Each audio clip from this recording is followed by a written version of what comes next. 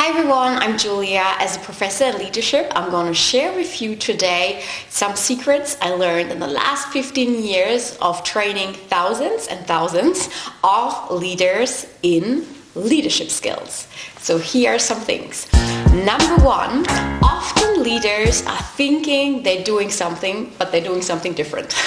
So I've written an article for Harvard Business Review, and in there we looked at how leaders learn, for example, coaching skills.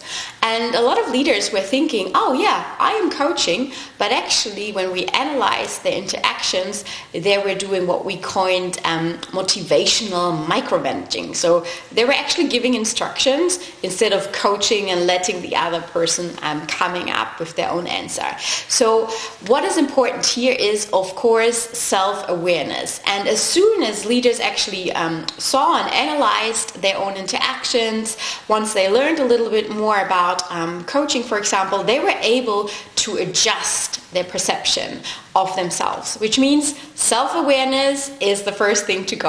Which leads me to my second point, very important, you need to start to be open for feedback, and the higher up you climb the ladder, the more you will actually have to actively ask about feedback, because the higher up, the less feedback you usually are getting. And as a leader, still for improvement, for learning, for enhancement, you do need the feedback from others. So create a feedback culture where your team is also open to giving you the feedback, exchange with peers or exchange with experts, so that you really have the feedback that you need to move forward.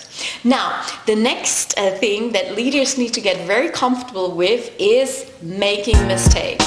So in my work and in my research, I found we can only get better if we get comfortable and we embrace making mistakes, analyze it, try again, and then learn from there. So we have to almost change our language. So maybe it's not making mistakes, but it is embracing learning. I don't know what you need, but really make sure that you still are brave enough to try out new things and to be creative, so you can learn from it.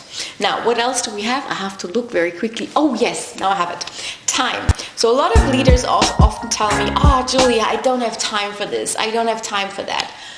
Yes, you do. You do have to make the time, and you have to become smart. Sometimes time means investing more time in certain things first up front, but it will save you so much time later down the track.